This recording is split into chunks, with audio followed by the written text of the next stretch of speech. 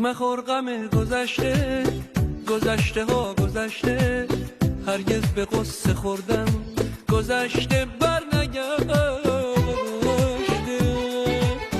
به فکر آینده باش، دلشاد و سرزنده باش، به انتظار طلعت خورشید تو بنده باش. هم کم صفا کن، رنج و غم و رها کن، اگه نباشه دریا به قدر اکتفا کن. هم کم صفا کن، گذشته رو رها کن، اگه نباشه دریا به قدر اکتفا کن، به قدر اکتفا.